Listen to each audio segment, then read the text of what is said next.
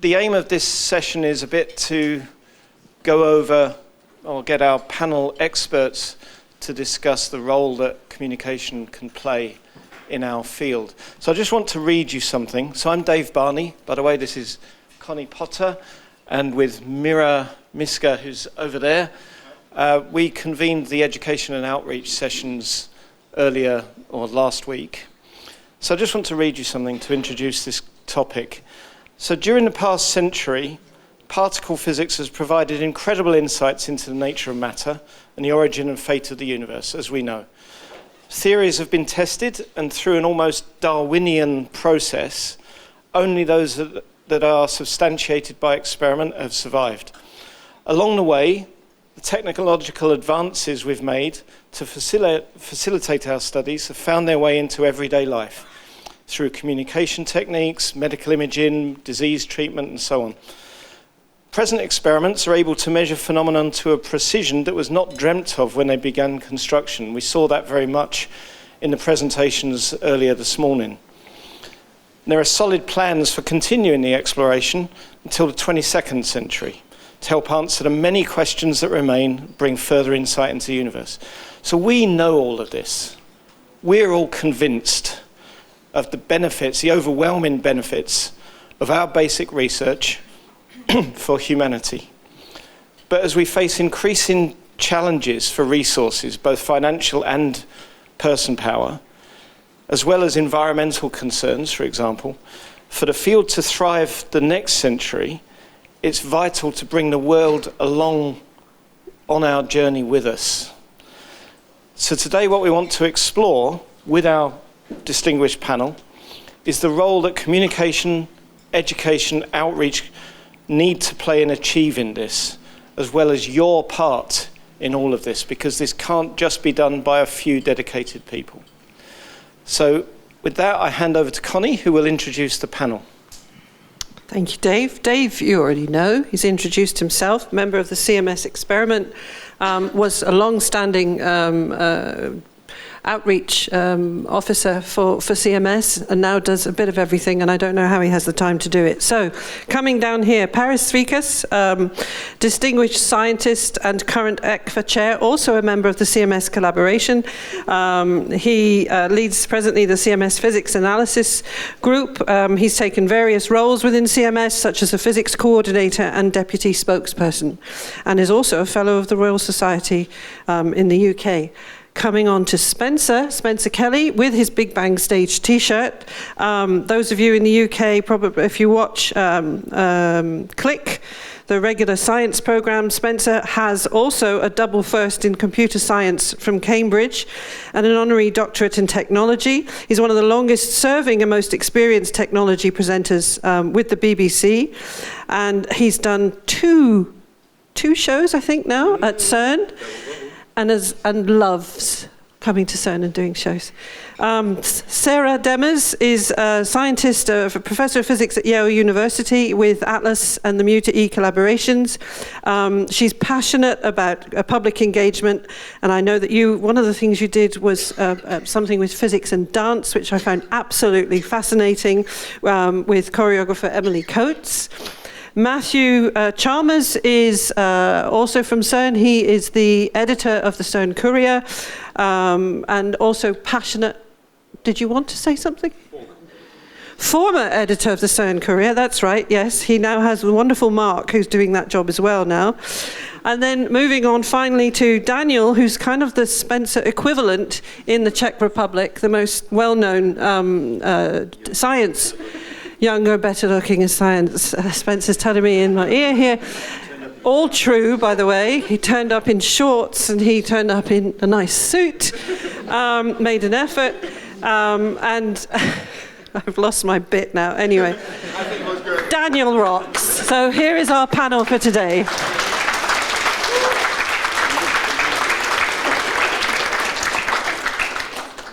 Thanks, Connie. So the way we think this will work, because we've never done this before, is I've got some starter questions that I will ask the panel. We'd really much appreciate your input. So if you want to have follow-up questions, comments, disagree with the panel, please do so. We've got some microphones, we'll pass them out as needed. So please feel free to interact on this. So I'll start with a simple question, or a simple comment. So, discovery of the Higgs more than a decade ago was seen by an estimated worldwide audience of about 1 billion people. Why was this important? What do you think has changed in the public's perception of particle physics since then? So I'm not going to name any person, but I see Matt has his hand up like a good school boy. Matt.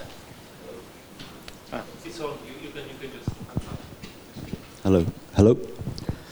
So this might be contentious, and I very much look forward to hearing from people who do more. Can you hear me? Yeah, you need to speak a bit louder, though.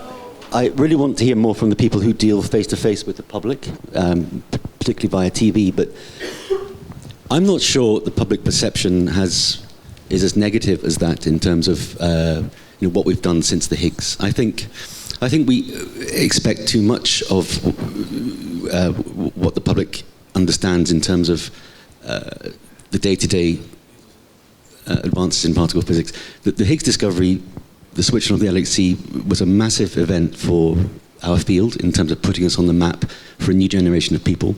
And I think we're still enjoying that success that we had from that, but it doesn't last forever. I want to make the point, I know this is about education and outreach mainly for, beyond the community, but I think if there's any community that needs to gather its thoughts on the implications of the Higgs discovery and the communication around that, it's ourselves. I think we ourselves as a field are the ones who are questioning the next steps, what we're learning, going forward in a period where it's more precision than a direct discovery phase, probably. And unless we can get excited about the future of the field in that respect and the implications of the Higgs boson discovery, we're going to have a hard time convincing others. Yeah, but why was it important, do you think, that 1 billion people even saw the announcement of the Higgs discovery? Why is that necessary? I think it's necessary in part because over 1 billion people paid for the discovery. If you look at the fraction of the world's taxpayers who contributed to the discovery of the Higgs boson, I've seen calculations that it was over 90%. The public owns the discovery, and the public is the reason that we do this work. So I think it was absolutely required that the public was involved in the discovery. In terms of the second question, has the perception of particle physics changed in the public, or maybe how has it? I think it's an optimistic question that assumes that the public is thinking about particle physics, which maybe sounds a little bit depressing, but I think represents a phenomenal opportunity that we have to tell our story. So maybe that will bring us on to our two professional communicators. I was actually going to say, okay, so my thoughts on this are 1 billion people, I didn't know that actually, but 1 billion people watched this, I think because they were told it was important and they've been waiting for it because, the LHC, was being switched on, and then I think it had to be switched off again, and then it was switched on, and then there was the whole thing about, is it going to destroy the universe and all the stuff that goes with that. So there'd been some hype, and so I think people were expecting and would have been disappointed if it didn't do the thing that we were told it was going to do. I think it was given a good name as well, rightly or wrongly, the God particle, right? Yeah, okay, so people understand that kind of concept, and a lot of the stuff that I will end up saying today will be about people, probably what you all know, people not really grasping and understanding the field that you work in, and that's fine because you're all brilliant and incredibly intelligent, and most people just haven't studied particle physics like this. So most people understood that this was an important discovery because they were told it was, and that this massive machine, this really impressive machine that made me cry when I went there, had done the thing that we were told it was going to do. Going forward, I think you're right. I don't think people are thinking about it now. I think, there's obviously many more things that people are worried about in the world, and that's what I guess the point of this is, that you are competing not only with the rest of science for attention and money, but the rest of the world for attention as well, with everything else that's going on. So The challenge, I think, is to learn how to communicate, probably to me, people like me and Daniel first, why increasing precision is important, which even to me sounds like, okay, I want another God particle. But I kind of know, I'm a massive geek, by the way. I'm absolutely in love with this field, and I've fallen down every YouTube rabbit hole there is about this sort of stuff. So my understanding is you'll need the FCC before you can go, to whatever you need to do next. I might be wrong. But that's why people were, I think, why they tuned in, because we were all waiting for the thing that we said was going to happen. And now people have got other things to think about. Why was it successful? 1 billion people? Because Higgs is cool. Because the God particle is cool. And not only you think it, not only I think it, but my grandma thinks it. And that's the reason for success of this story. Because people love it. It was a love brand, the God particle. I can understand it, I can relate to that. It's a little bit tricky. Peter Higgs didn't like the name of God particle. Oh, it's spicy, cool. It's getting better and better. What you can do with this story is to learn from it. To break it down. Why was it successful? Thanks to Peter Higgs and his great story. Thanks to the God particle nickname. Also thanks to the announcement in Comic Sans. Yes? I was hiring new people in the science department last year, and when I wrote the ad and posted it on Instagram, I wrote it in Comic Sans. Why did I do it? Because several of them wrote me, oh, that's cool, it's like in CERN. And I know these people are better for me than the others. Because they love the joke. Why? Because it has everything it needs to have. Use it as an example, break it down. And you don't need to always target 1 billion people to watch your results. Don't be so hard on yourself. It does not happen every Monday. No. It does not, and it's okay.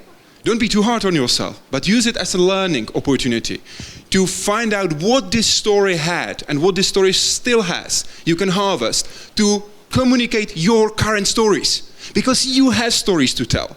Not only you are more precise, but you are using cool equipment. How many magnets do LHC has? How many magnets do people have on their fridge? And why should I care about the magnets in LHC?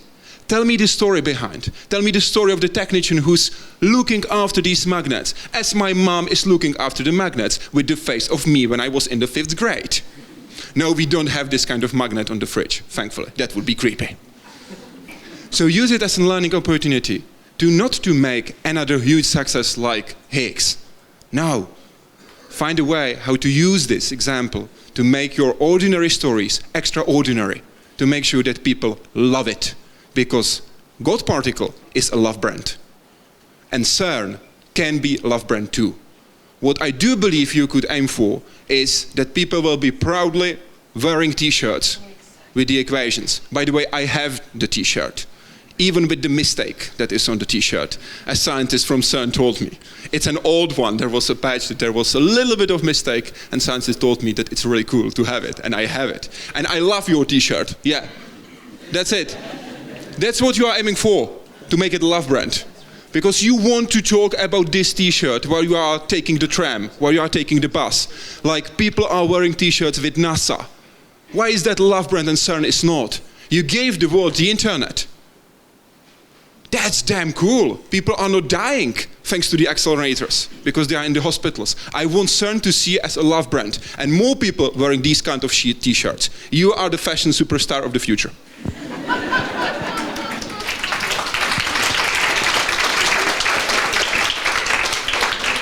So I think we have a comment from the audience. Hello, hi. Kind of a question, comment. Do you think it's kind of for everyone that the Higgs discovery was properly communicated? Because I got the feeling, to be honest, that the name was great, was clear that it was an outstanding result, like a mind-blowing, but I don't feel like people outside science and specifically just outside the physics, but still doing science, could really get what was going on there. I'm just comparing it to like, moon landing. People couldn't understand what's going on there, right? And I also don't agree that the why just stands on applications we are driven by curiosity. People are driven by curiosity, that's all. That's why fake news works. They're eager for knowing things. It's up to us to maybe do better communication. So would you say that if you discover X today, let's say, what would you do to improve the communication? Can I just respond to this? I mean, it's all very great getting excited about the Higgs discovery. It was a huge success. But what we're missing here is the things that story have, we don't have so clearly now. This was a story of searching for something that had been predicted. There was a natural narrative that anyone could understand. We built the biggest machine ever built, the most complex machine ever built, to discover that. There were tens of thousands of people involved. There was a living theorist called Peter Higgs who was there to go to Stockholm and collect the Nobel Prize. And of course the God particle, the black holes, end of the world stuff helped the case for the public's awareness of this. But that narrative of a prediction and humans building the biggest scientific endeavor so far to find it and then finding it, it was like a scientific fairy tale. And that is behind us. And I don't want to pour water on this enthusiasm. I think it's exactly right what you say, that we can build on this, absolutely. But that big narrative is not there anymore. Paris. So this is exactly where I wanted to pick up the baton, which is, it's so easy to get 1 billion people when you talk about God. And when you've spent a couple of years with everybody threatening that unless they stop this crazy machine, it's going to make a black hole and suck up everything. So, you get people's attention. Any monkey would get people's attention under these conditions. So the problem is that we don't get a Higgs every day. Okay, we don't even get it every 5 years, to tell you the truth. So the question is, how do we communicate what it is that we're doing? The excitement and the necessity and the side effects in the post-Higgs era. And already, I think there's one element that is up to us, which is to make sure that we don't project this and we haven't found anything new yet. I think this is one mistake that we make, to tell you the truth. You're telling me this is unsolicited advice. Yeah, but we should stop talking about we haven't found anything yet, anything new yet. We have found a ton of new stuff yet, of things. This is not any particle. It's a completely new beast.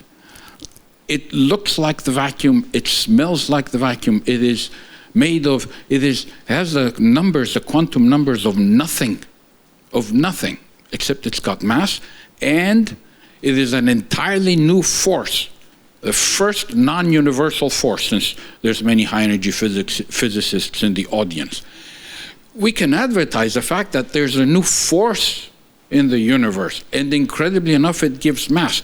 Well, who knows what else it can do? Okay, you have to use a little bit of poetic justice in order to capture people's attention again. The fact that we have seen the Higgs coupled to bees and top and so on, these are huge achievements.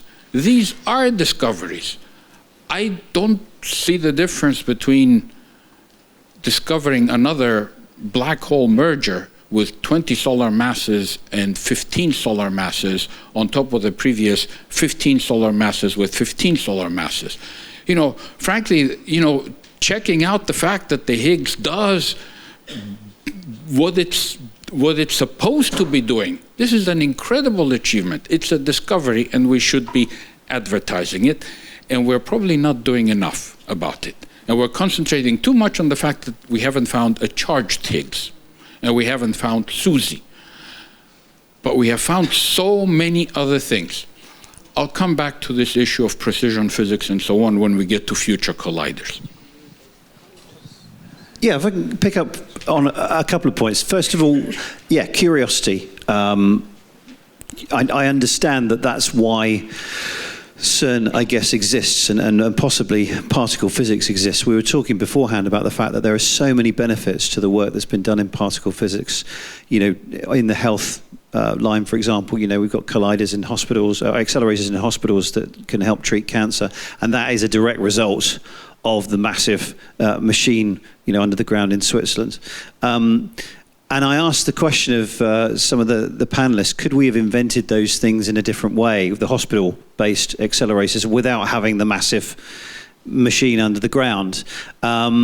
Because that's, as a journalist, that's what I might do. Did you need to spend all the billions in order to then shrink it down to help treat cancer?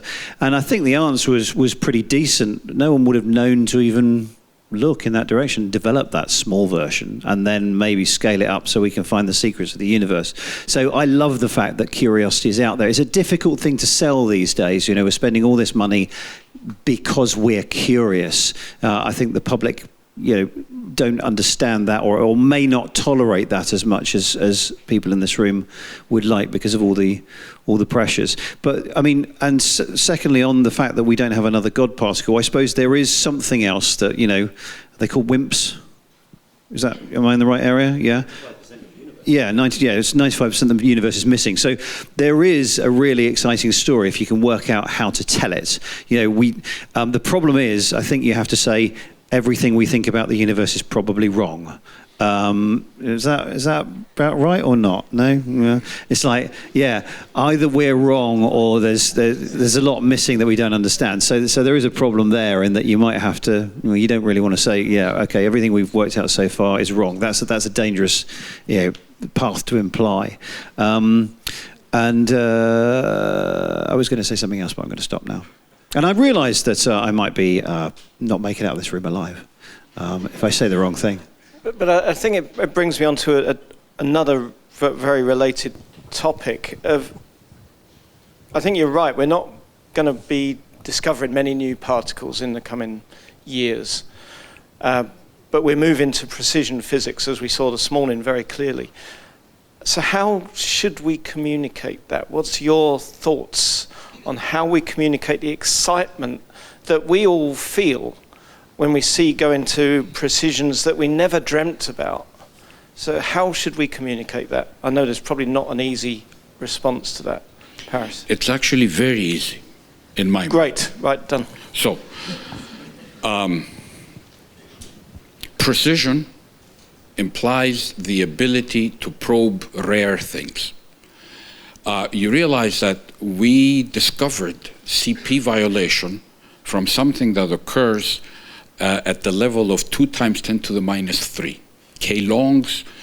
You know, explain that to the public, you know, decaying to 2 pions and so on. This is something that you needed to be able to observe at the level of 10⁻³, 1 in 1,000.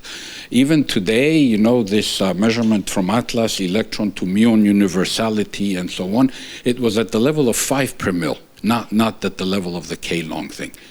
What did we learn from it? Something that has to do with matter, antimatter asymmetry. It is a precision measurement. You want to talk about the CMB? The temperature of the universe is 2.7 degrees. Well, not quite. It's 2.7 degrees, and it has fluctuations at the level of 10⁻⁵, 10 parts in a million. It is that 10 parts in a million that completely changes the picture of how we understand the universe, right? That's how we measure the amount of dark matter.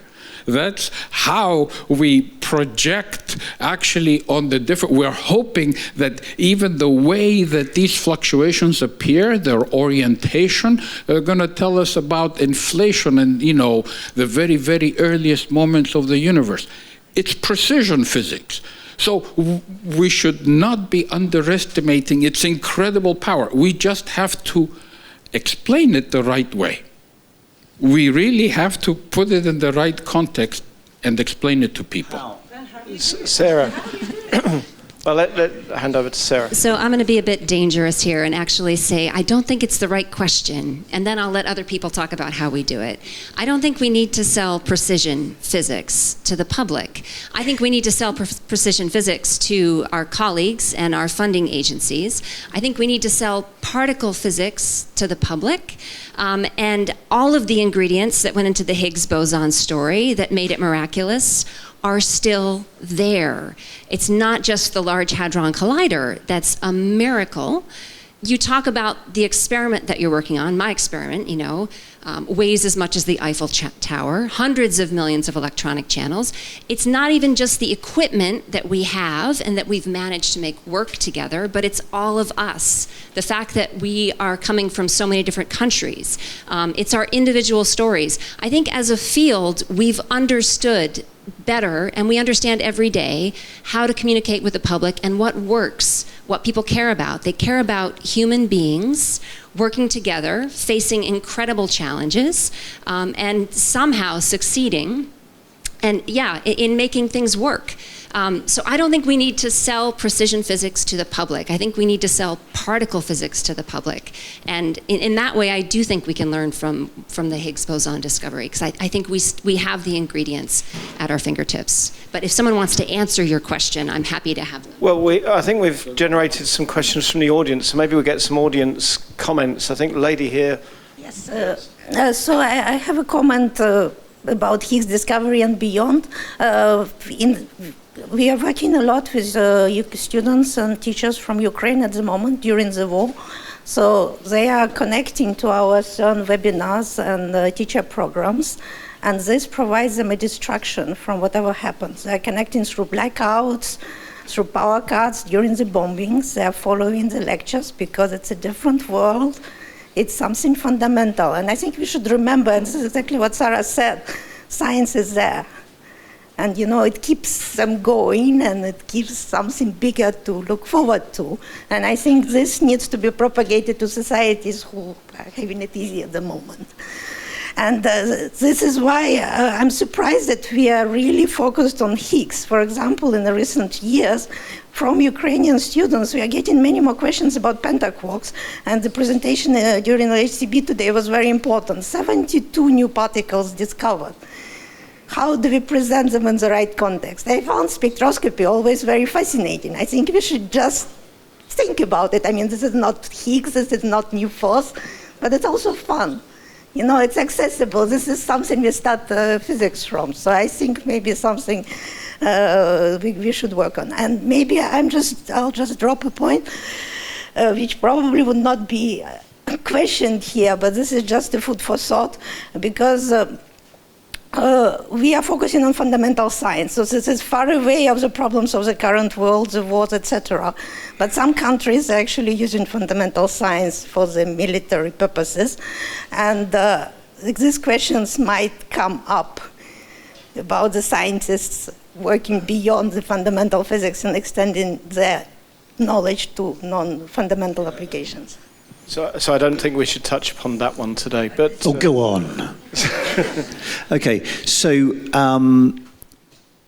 you guys are really excited by precision. I get really excited by the intricacies of my field as well. The harsh reality is most people are not. So if you want to communicate that, you do absolutely have to find the right way to do it. I agree that people are interested in people. And on your point there, a story I did recently for the program I work on was about a robot building competition aimed at schools. Okay, so it's a national and it's become an international competition where different schools are invited to build a robot to fulfill a series of challenges. What was really good about this program, though, is it's not just about building the robot. It's in order for the teams to win prizes, they don't just have to build a robot that successfully navigates the course. They have to demonstrate that they can do outreach to younger students and they can make merch. Right, so they were making the T-shirts and the hats, and they were fundraising. And the point of this was, it was to attract more students that might initially be interested in STEM subjects. Because if you're saying, right, we're going to have a robot building competition, you know the type of kids who are going to be interested and attracted to it. And it's only going to be the people who are interested in that bit of it. And what you do is you get you say, right, also there's going to be a bit of business management, or what, you know, however you say it, to make it attractive to students. We're going to do the merchandise, we're going to do the outreach. And so you're encouraging, you're spreading your net wider. And what you get is you get bigger teams.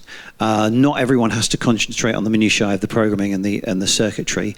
The people that were interested in other areas become interested in that, and you cast the net wider for STEM. Also, you're not just attracting white males, which is always going to be good. You get this diversity of thought. And I thought that was a really great way of attracting more people into this and making it cool. And that's what you have to do. You have to make it cool. If you're going to give it a name like the God Particle, fine, you don't get that every day. But I also agree with Daniel that everything that you do, all you have to do is think about it in a certain way, and you can either make it cool with the number of magnets and the size of the Eiffel Tower or whatever it is, or that this could one day cure cancer. Okay, you have to put the spin on it. And the harsh reality is that's how you reach most people. I find it frustrating because I just want to talk about the next incremental step, or even the thing that only a few people realistically in the world are going to be interested in. But you have to make it broad brushstrokes. We did the second program that we did from CERN, the one where I didn't cry. We went around CERN, so we went to the antimatter lab. The antimatter factory, and we saw some robots that were there, and we did a piece with one of the authors that's featured in the book of short stories that Connie commissioned. So Connie actually commissioned a number of authors, I don't know whether you know this, to write short stories inspired by the science of CERN, another way of communicating science. And so terrifyingly, I think you allowed authors to run riot with the science and imagine things happening that maybe could or couldn't, but it's another great way of reaching people. But the story that I chose to put first in this half-hour program was about proton beam therapy and about treating cancer, okay? Because that's the thing that most people are going to relate to. So the three, the proton beam and the Medici is, I think, the projects that's about targeting and annihilating cancer cells, and then the flash effect, I think I remember as well. But I started with the cancer stuff because that's the stuff that people want to hear about. And once they're sucked in, hopefully the program's interesting enough. The people I featured were, and the bits of the interviews that I featured were not a scientist saying, this is what we've discovered, and this is, or rather, this is the details of this is the details of this is the details. It's about, I can't remember her name, she was Italian. But I think we need to move away from this area. I think a lot of people will debate whether we should really, But the point being, it's about putting exciting people on camera, and it's about having an emotional program. Exactly. So you have people; those are the people that the audience will pay attention to. So talking of the audience, moving smoothly over, there's a few questions over there. Mira, you gave the mic to someone. Hi, thank you so much for putting this discussion together. It's been really interesting so far. One of the issues that I think we have in our science communication is that we've lost a level of trust in the public, because we have some really cool ideas, things like, a collider that can generate black holes. But then we make these promises that we can't deliver. And in that way, we lose the faith of the public, and at the end of the day, these are the people funding us. So effectively, we lie to our investors to get their attention. So I find that the science journalist is in a very uncomfortable position, because you need to generate interest, but our jobs are not always super interesting. There's a lot of work. I mean, it takes 9 years to get a PhD, right? There's a lot of precision work that needs to be done. So it's unfair to expect the public to understand exactly what we're doing. And some of the work that we're doing now is very nuanced. So my question for the panel, and anyone can take this, is how do you stimulate interest in the public by maintaining honesty, but also indicating just why our field is exciting, and how to do that without resorting to things like using the term God particle, which is itself misleading. So sorry, very, very nuanced, multi-level question.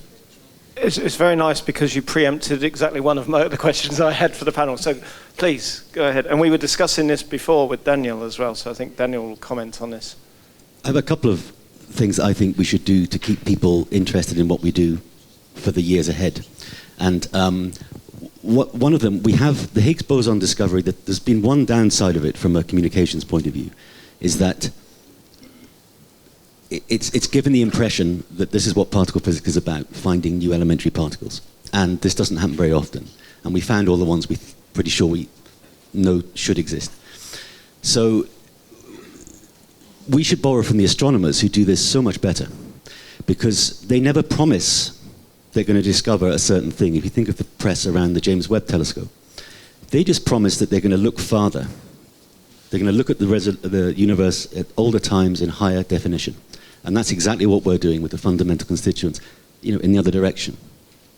So, if you think of Galileo's, observation of the moons of Jupiter, and the fact that not that long later in humanity's lifespan, we've now got craft landing on those moons, sending pictures back. This is remarkable.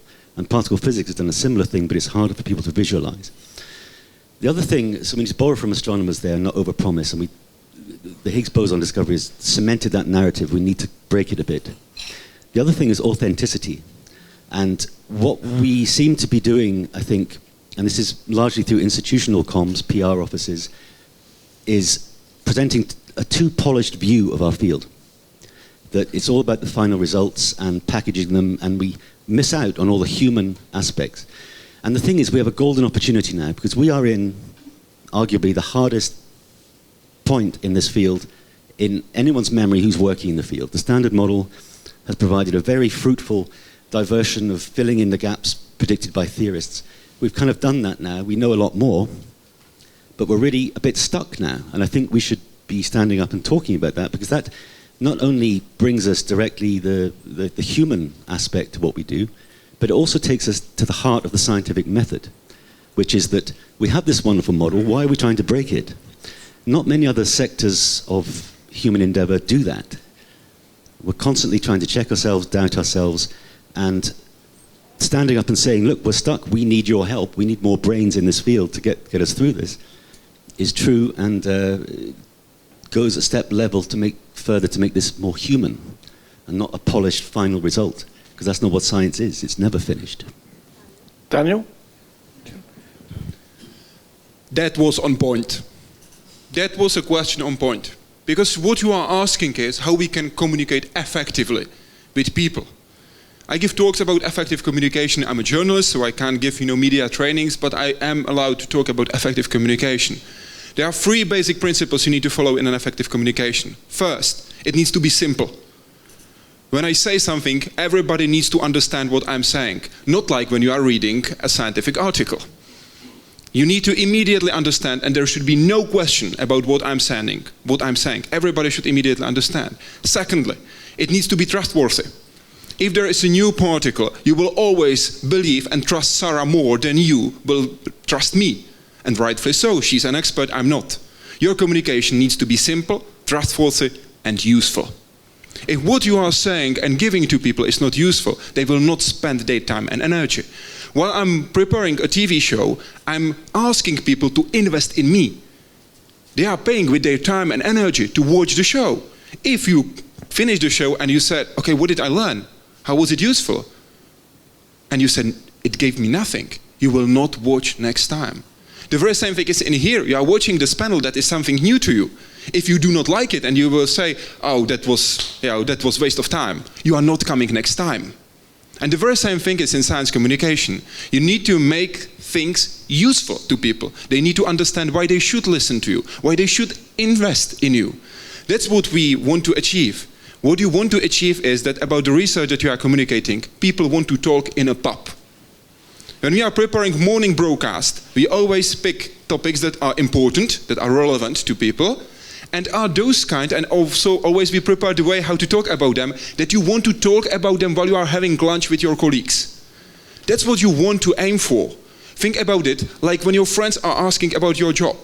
What you want to aim is not only talk about the God particle. No, you want to make sure that you feel this enthusiasm about the precision of physics. which normally nobody cares.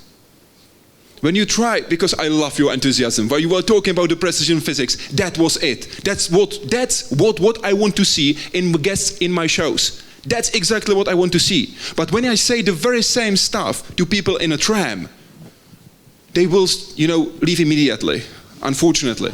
I don't mean it in a bad way. I'm just saying that when we are saying, okay, we are more precise, 10 to 3, oh, no, sorry.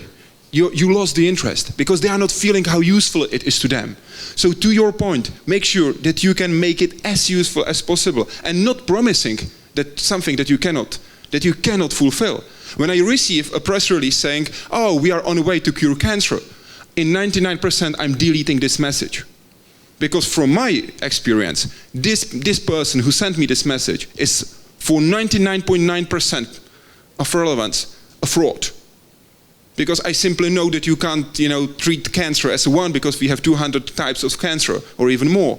And they are promising to treat cancer? No, I can't believe that. I can't believe that it's as simple as that. You need to do more. So you can promise a step. I will read it usually, but there is a warning sign. So yes, make it trustworthy with small steps, not to always trying to change the world as a whole. Paris. In these three elements, which were so crisply defined, we get in a grade system from A to D, and then there's also F for failing. We get usually a C in simplicity. We get an A+ in authority and correctness and so on and so on. And then we get an F in why it's useful. Because clearly, we invented the World Wide Web and so on, but it has nothing to do with the electroweak interaction, the web. It really is completely independent. So I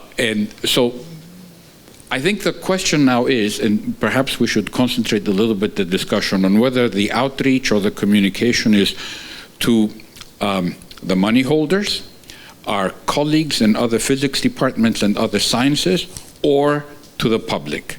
Because the way you make the message simple is very dependent on the audience. And the way you explain utility is also very dependent on the audience, and one size doesn't fit all.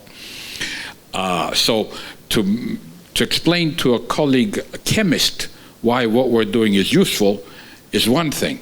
To explain it to somebody that you start chatting with on the tram on the way to work or something like that is a completely different business. And that's where it becomes tough. You need to feel the audience, and we need some good tips from people who really know how to chat people up and turn a complicated message into a simple one.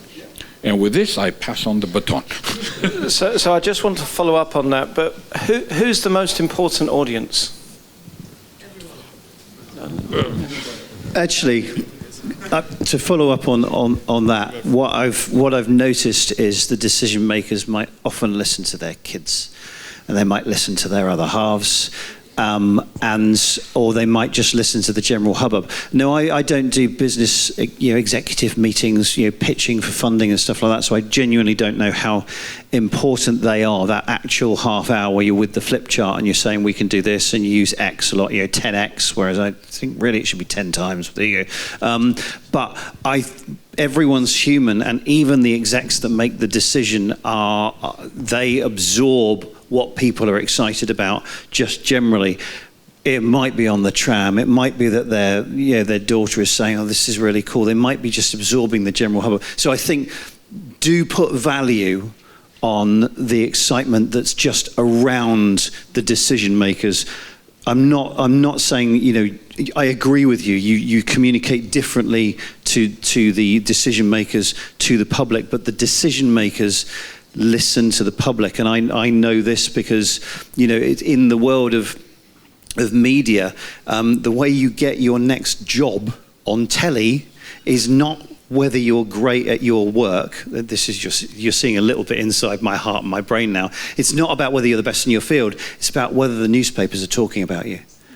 for whatever the reason, because that's why other people will tune in. And so there's a little bit of that going on. So I do think the decision makers listen to the wider world.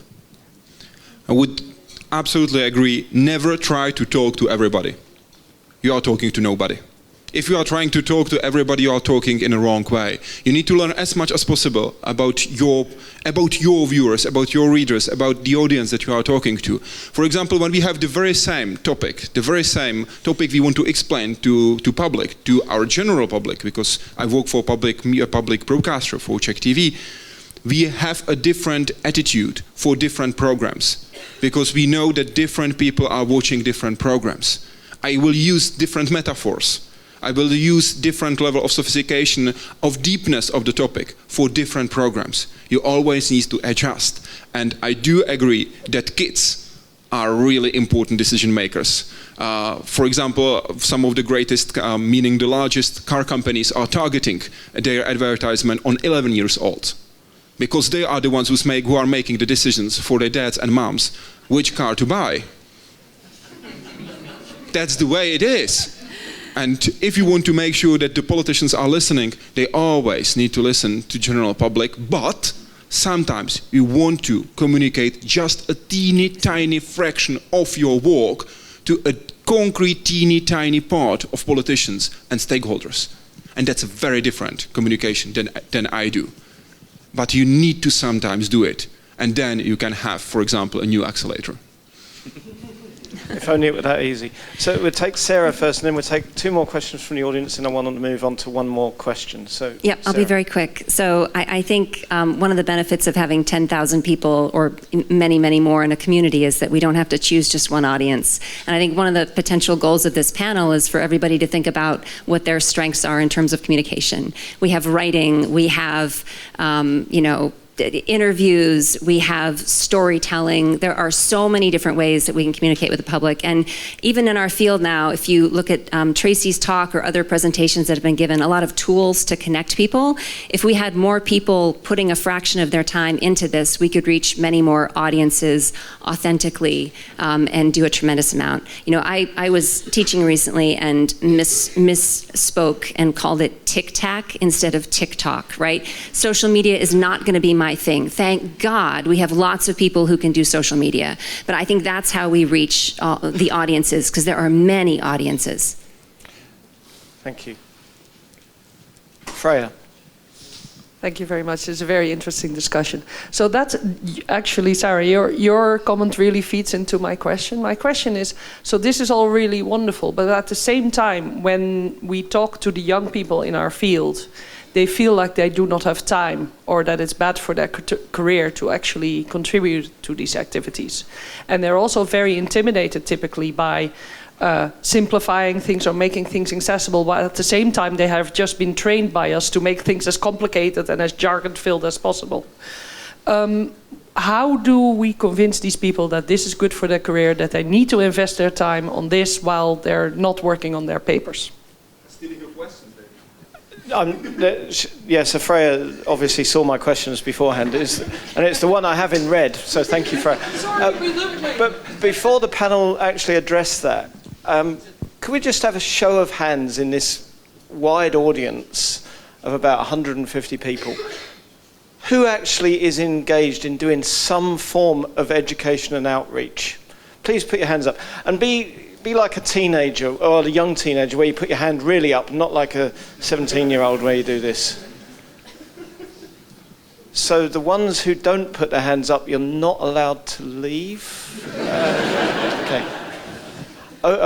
Not until we brainwash you. Over to the panel. I think we should tell people what's in it for them. What has outreach ever done for them? And it's true, in some countries and some structures, it's not necessarily a career bonus, but in some countries it is. We were talking last night about INFN and how they have quite a structured, incentives for people to do more of this stuff, and that needs to be reinforced. The other thing is that we seem to think that we're doing science here and physics here, and communication is a separate thing. It's not. Communication is the lifeblood of what we do, writing papers, grant proposals, shop talk, you name it. when you write a paper, it's a persuasive argument to try and convince someone that you're telling the truth. So, and the third thing, so being a better communicator in outreach can help you communicate. You can write better grant proposals if you've taken the time to take a step back and look at your field from the outside. And I think, certainly in my case, and many people who start off doing outreach when they were physicists, someone said earlier, you know, the day-to-day grind of being a physicist these days, with sitting in front of code for 12, 14 plus hours a day on a minuscule bug or some other problem.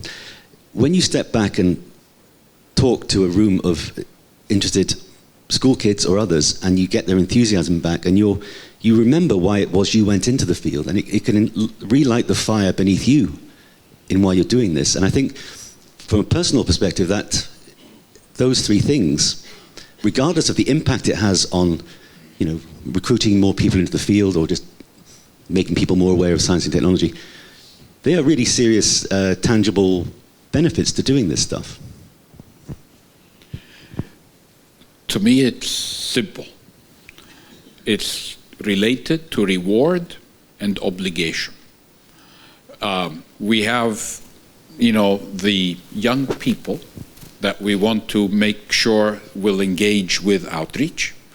And we tell them this is something we should all be doing, yes, yes, yes. Now, your next job will be determined by the analysis you're going to do, by the piece of instrumentation you're going to carry out, and so on and so on. And nowhere do we mention this part, outreach. So tell you what, they're not going to do it, okay? Except for the die-hard volunteers. So one can say lots of bad things about EU proposals and so on, but, you know, having served many years on their panels, the fact that you're obliged to have a complete section in your proposal that explains how you're going to communicate your research, actually that's a bright spot in their system. And it's something that we should be considering. And in fact, if all of our funding proposals were obligated to have that part, and if we even got graded on that part, and if your overall performance included that piece as well, to some fraction to be decided, to be determined, it would change the picture entirely. So we need to reward this work, but to be telling everybody it's very important to be involved in outreach and then tell them it has nothing to do with the job you're going to get next is the best way to make sure that they will not get involved. So it's just, yeah, voila. May I? Thank you. Why? Why to do it? Okay, there are a few positive and one negative. Think of this. Why to do it? First, you will be a better scientist. I love the quote of John Searle, who says, if you can't say it clearly, you don't understand it yourself. He's absolutely right. If you are talking to general public, you will be a better scientist. Because you will understand really deeply about the questions that you are dealing with, and they will come up with more questions that will influence you in a great way. So you will be a better scientist. Second, you will help the society. You are doing science because of your curiosity. Your advancement in science can change the world. Now, when you are doing the outreach, you are helping the society. You can actually change the world. I know a lot of young scientists who came to me and said, okay, thanks to the Hyde Park Civilization show, we started to do science because we thought it was cool. I think that's a good idea. And I'm always happy when teachers send me the links to their teachings while they are using the programs to help pupils to understand the topics they are talking to. So, secondly, you can help the society. Third, it will help you in your grants. It's getting more and more popular that if you are doing an outreach, that it will help you, that it will be easier to secure financing, that will secure funding, that will secure money for your work. Thirdly, it will give you a chance, or fourth, it will give you a chance to be leader in your area. I have a few examples when we prepared a short program, 90 seconds long program, short piece about the scientists who after that was asked by 2 laboratories who are working on the same thing as she is. Now she's leading a group of 3 laboratories. You can gain new collaborations. Actually, it can also help you personally because you will meet new people. It will open the doors for you. It will give you more chances to do more things, not just science. You will have more opportunities. About your question for the young scientists, that's actually one of the biggest troubles. I've been doing science communications since 2012, and at the beginning, our main issue was to persuade scientists to talk about science. Because their colleagues said, oh, you simplify it too much. You dumb it. And the scientists were worried that they will not be taken seriously. My favorite guests in all the programs that we are having, with just few exceptions, are PhD students. I love the energy, I love the concentration, I love the enthusiasm. I don't want, as you said, the bosses. No, their job is to secure finance, to lead the team. I want the PhD students. That's the crucial part of it. And that's why bosses need to stand up. They need to stand up and say to their team, to their young scientists, I will support you. I will help you with that. I will dedicate a little bit of my time to help you out. If you have PR people in your teams, reach out to them and ask them to give you some pieces of advice. Because starting from 0 to at least 0.9 is very easy. To get it done is really difficult. But the first steps can be achieved with a short training. Within a day, you can improve your skills dramatically. And then you will be much better than you are at the beginning in a very short time. So reach to them. One more thing I would want to mention, and that's for PR people and for the bosses. Give your people feedback. After they do the interview, give them a detailed feedback. Dedicate the time to let them know what he or she can improve. And if there is the chance, include grandmothers. Because the feedback of grandmothers is the most valuable one. Seriously. Many times we had problems to persuade people to go on the screen, but after grandmother said, oh, Michael, you are so handsome. You are so amazing. Michael's been on TV with no issues at all. But Sarah is very right. It's very right. It's very true. Not for everyone. Not everyone is comfortable on the screen, and that's okay. If you do not like to be on the screen, just write a blog. Do a short videos on TikTok. Post on Instagram. Find a way. And that's the negative thing.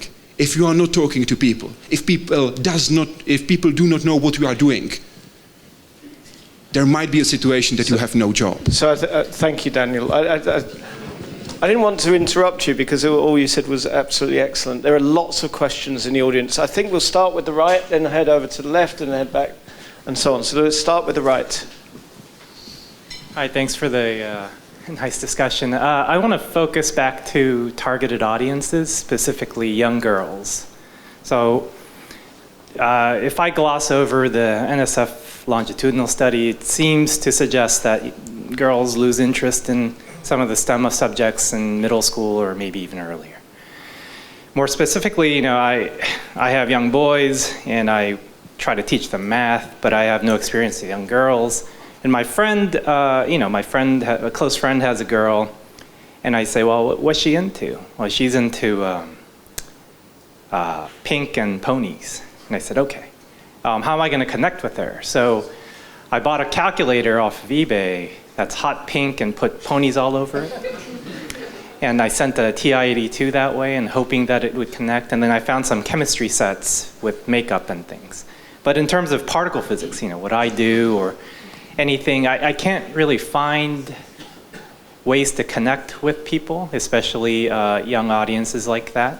If you have any suggestions for me, or are there targeted approaches that I could refer to, or how should we think about it? There are a lot of audiences that I can't reach out to. Inner city young black men that live in our neighborhood. I've gone to career sessions where I go table to table and I sit down and it's like communications just doesn't even start. So I have to start with something. Maybe you have some suggestions specifically for me, but maybe in general. I do, if I can say something. Then let's... Talking about young people, one of the things that I do is a thing called the Special Guest Program. So around CERN we've got the Montreux Jazz Festival, we've got Paleo. And for years now, I've been inviting bands, artists, to come for a visit. They have a day off, they're like, what are we going to do here in this little Geneva? There's nothing going on. So I say, would you like to come to CERN? It's a lot of research to find who the person that manages the tour. And they come. And I've had Muse, Metallica, Roger Waters. I've had a whole range. Jack White came for his birthday. I've had a whole range of artists. And I don't ask anything in return other than, could you please post on your social media and say, if you enjoyed it, I had a great time. Because you reach millions of people, kids, who are fans of yours, and they're going to say, oh, what did Jack do on his birthday? He went to the science place. And it comes back to the whole angle of making it cool. This, of course, is a very general public or young person approach to outreach, but it's making it cool. And if you have a contact to Taylor Swift, just let me know. That was a pitch, wasn't it? Me too. I was going to say, yeah. I mean, I suppose the thing not to do is to expect. I think you kind of hinted at this anyway. Don't expect that you will be able to connect personally to those people, but find people who can. So whether it's the rock stars, and whether it's about the kind of organisations or charities that do know how to connect within schools. And I think we are talking about young people here. So find sort of organisations or charities that do reach into schools and cast that net wider, like I was saying, and social media and stuff.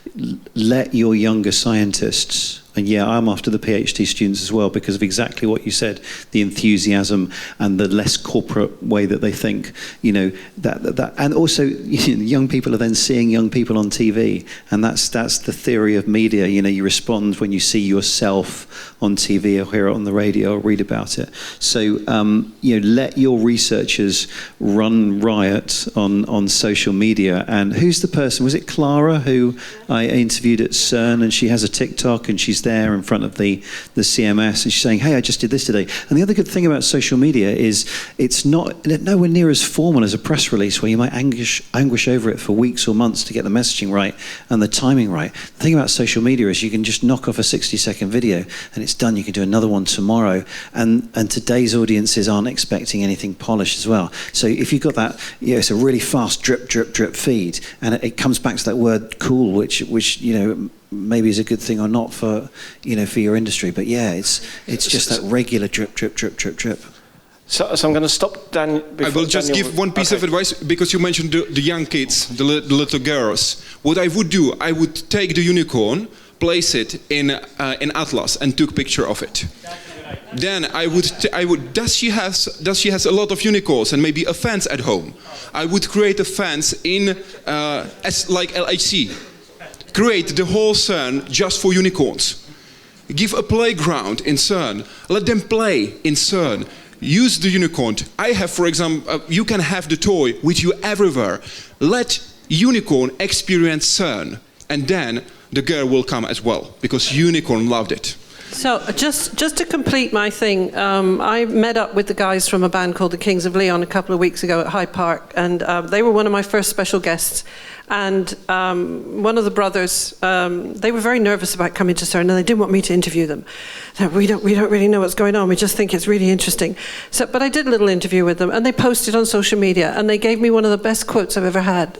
He said, "We spent a great day off at this place, this science place. It's so cool what they're doing here. It made me wish I'd finished high school." And I think that touches, right? It reaches. Any more questions on this one? So we have lots of questions over here at this side. Mira, I don't know who has the mic. Hi. Just a quick comment as a physics journalist. We've been talking in sort of maybe slightly anguished tones, and I just wanted to provide a little perspective, having recently come from a condensed matter conference on topological insulators. Let me tell you, just when the Nobel Prize was given to Haldane and Thouless and the rest in, I think it was 2016, 2017, a lot of science journalists were extremely distressed. That was not the case for black holes. That was not the case for the Higgs discovery. Particle physics is doing extremely well at communicating to the public, communicating to funders. The P5 report was extremely clear. Yes, Satoshi.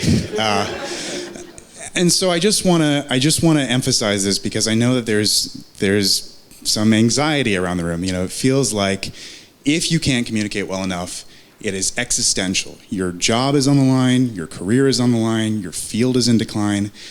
first of all, I want to say that's not the case. The Electron-Ion Collider, God bless it, it's a $3 billion project, and there's not a person out there who can communicate why deep inelastic scattering is as important as figuring out the origin of mass. And the nuclear physicists are doing just fine.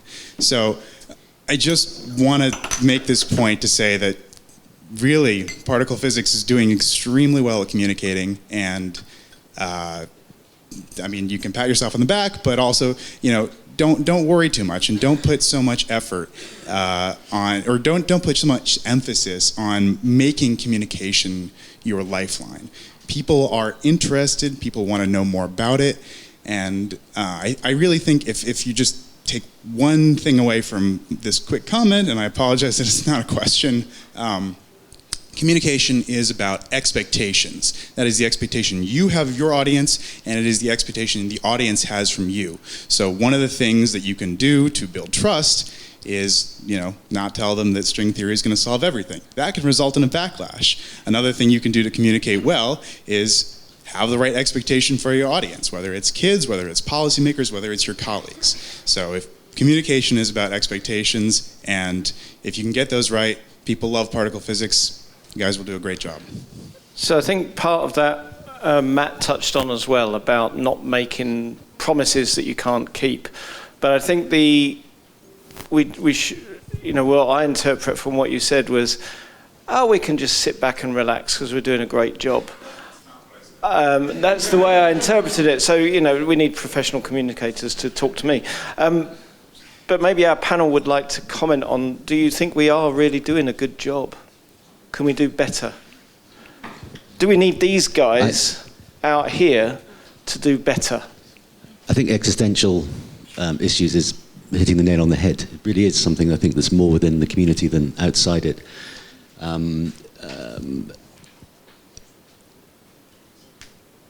My point just escaped me completely in this. But it's not as if you're a professional communicator, Matt. So. No, I have feet in both camps.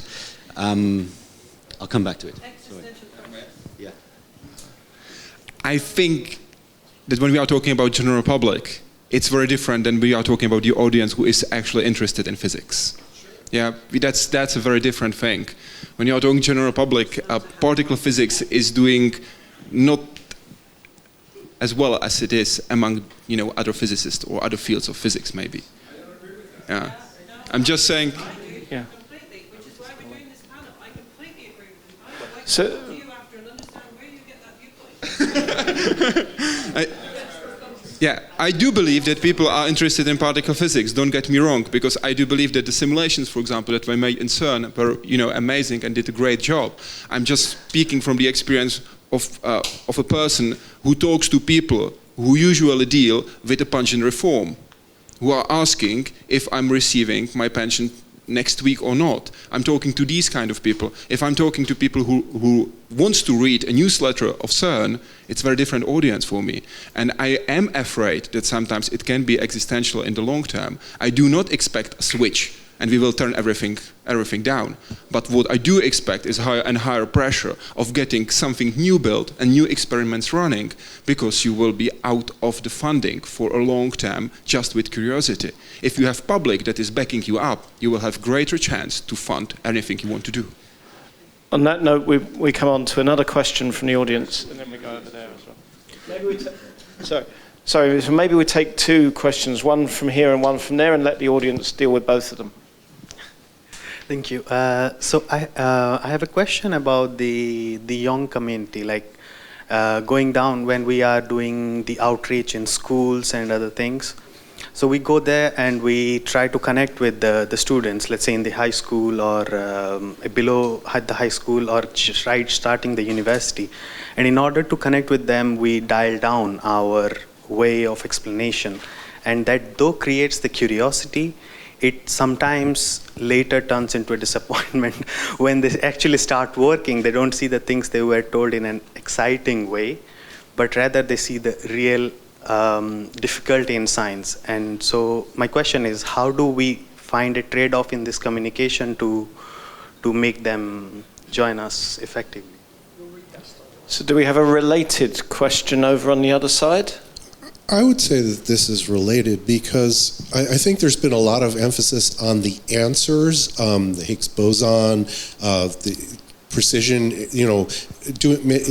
furthering precision results being an answer to the question.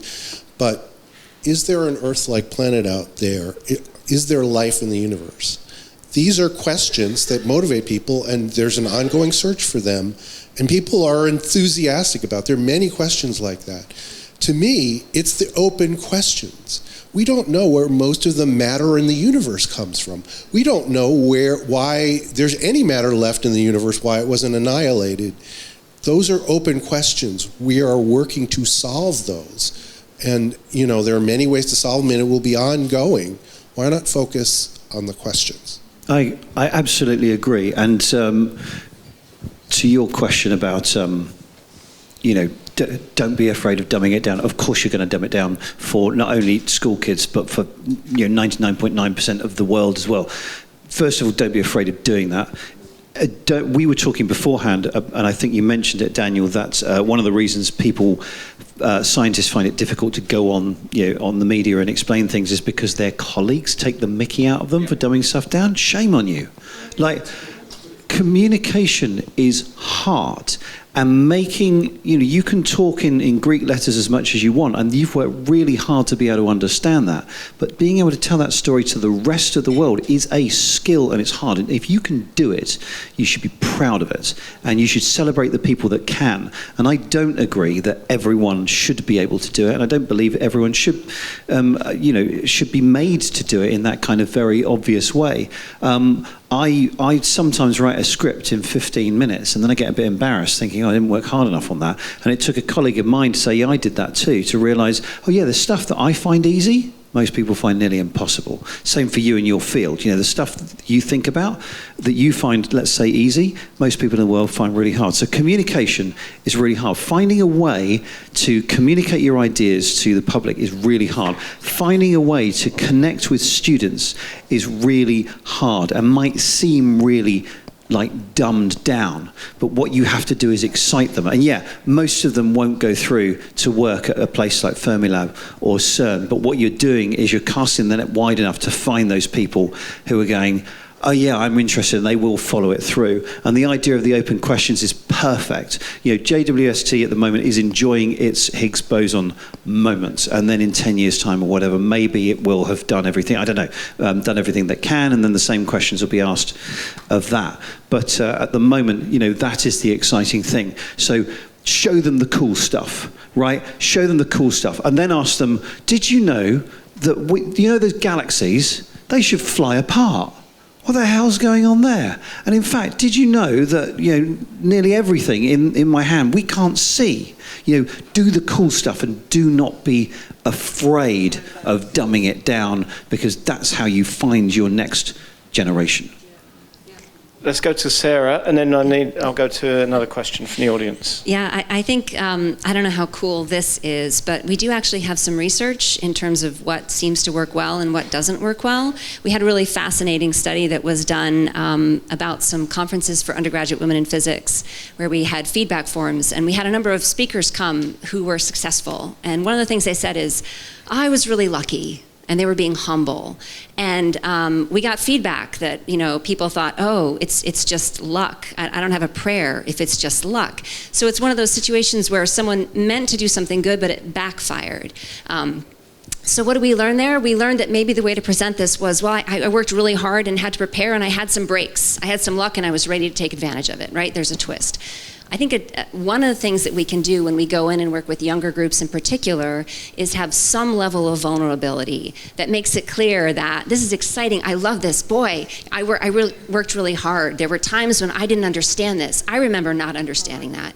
That level of vulnerability means that maybe when the person hits the first roadblock, because they're gonna hit a roadblock, they're not gonna think, I'm terrible at this, I can't do this, I'm not as smart as that.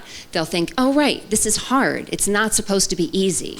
So I do think there are tricks that we can do that will give us a better chance of hanging on to people who have that curiosity, but maybe think that it's supposed to be easy. It's not. We all fought. This is not hard. It's not easy, right? So I'll just hand over to Andreas. Yeah, Andreas Meyer-Desi, CMS. One thing I think we are not addressing enough here is the aspect of multiplication, multipliers, communication intermediators. Ultimately, I think we are discussing this too much in a way that is marketing-like. You know, we talk to the consumers and they get, you know, completely carried away by how cool we are. But I think we should stick a little bit to what we think of ourselves and our field the most, and then explain it to people who have the best chances to understanding it, and then rely on them multiplying it, because ultimately our field is about insight and education and learning.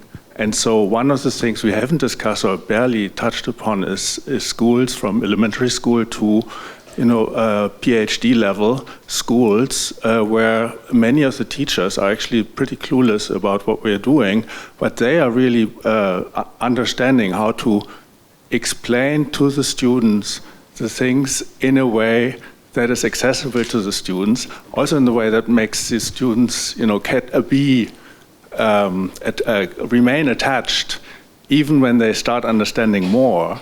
And you know, I don't think that we need a maximum number of clicks on the social media by people who ultimately go off and do you know, marketing for something else because it's cool. Can I just respond to the education point, because I think that's absolutely critical. We haven't really addressed the difference between education, communication, outreach. I mean, books have been written about this, but what we shouldn't be thinking about, I don't think, when we're talking about outreach, is trying to educate people. That is not, we shouldn't be trying, this is the old, now defunct deficit model of communication where we fill the public with knowledge. This is very outdated. In education, even in the late 19th century, this was addressed. We now have much more student-centric learning, it's called. And in general, the field outreach has moved more to a dialogue kind of model. I don't think the journalists present are thinking they're educating people, they're providing information, they're entertaining. Maybe I'm underselling your profession, but it's not. This happens in schools. And things like the CERN teacher program, for example, is a great example of this, whereby teachers come to CERN, they experience it, and they take their enthusiasm back to the classrooms. And there's been huge success stories on this with that amplifier effect. But we shouldn't think, and this cripples many of us when we sit in front of a camera, or we think we have to get this information across. We don't. The modern way of thinking about science communication is very much more offering people a positive experience in a science context. And in the Science Gateway, the big new visitor center at CERN, there's absolutely amazing artworks in there, which are connected with science. They came from that dialogue between artists and scientists. But if people come there, are amazed and just look at this thing for 5 minutes, it's like a gallery. You can sit down and just look at it, go away with no information as such, then that's a huge success, that interaction. So we take Paris's last comment and then we'll have to start closing. I agree so much with what you said, Andreas.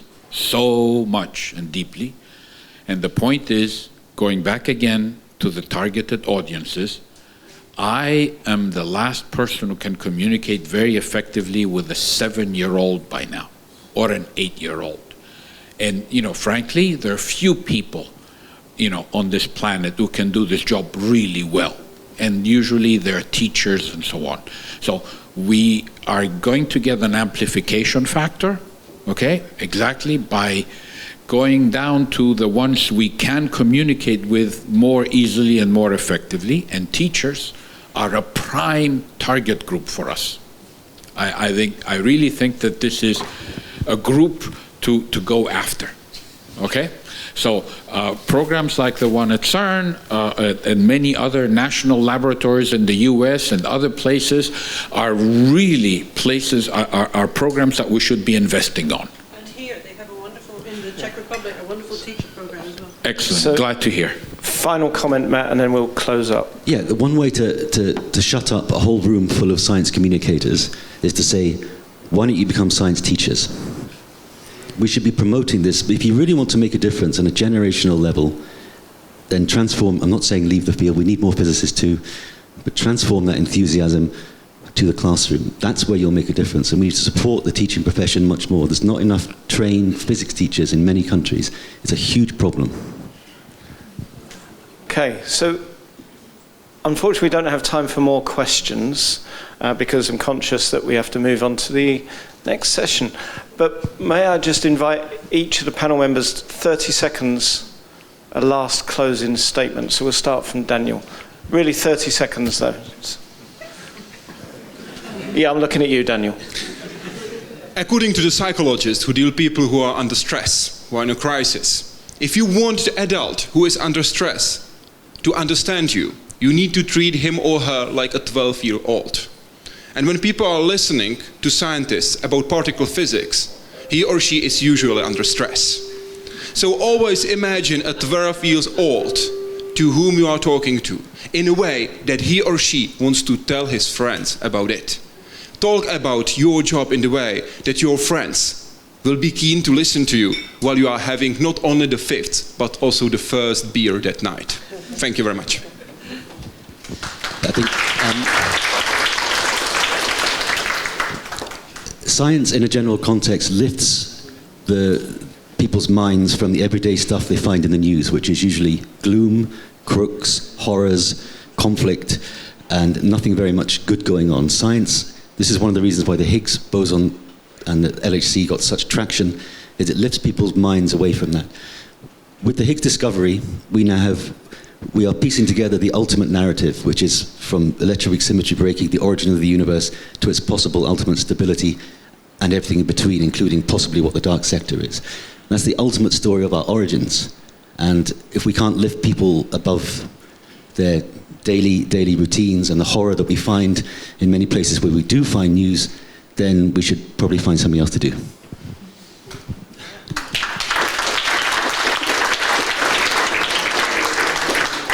All right, I'll take 5 of my seconds to thank people here in the room. There were a lot of hands that went up when we were asked who's engaged in public engagement and outreach. And I want to respond to one of Freya's questions about how do we actually give people permission and give people time with a challenge for all of us to spread. I try to do one thing every year that I can point back to and say that was a legitimate public engagement. It was different for me. It got me out of my comfort zone. I measure it by what level of terror I had when I went into it, in part, and it has taken me to really wonderful places and made me a better scientist. So I hope that we all can spread that message, and thank you very much for being engaged.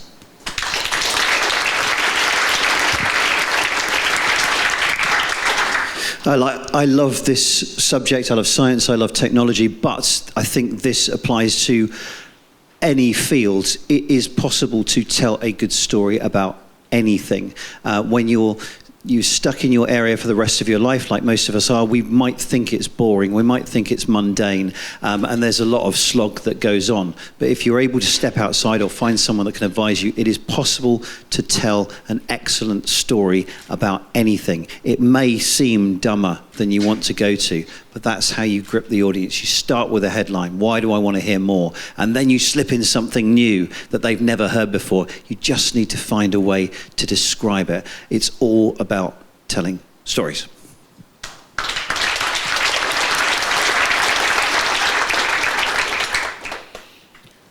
We just have to do it.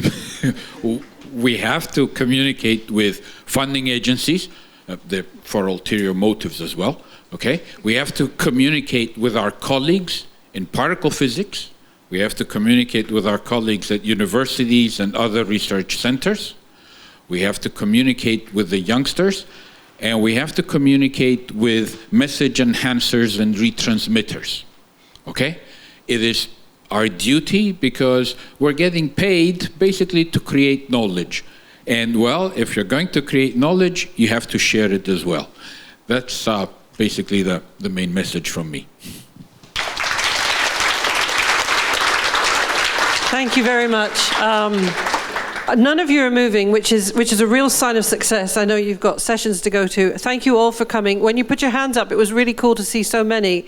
Look back at our education and outreach sessions. They were brilliant. We ran over every time. There was no food left for us, but there were some great talks. At the coffee break, you will be able to try out some of the Google virtual reality games that were presented. There's a computer game. Please come and find us at the coffee break. And a big round of applause to the organizers of ICHEP for allowing this panel session, and also to all of our panelists. Thank you very much.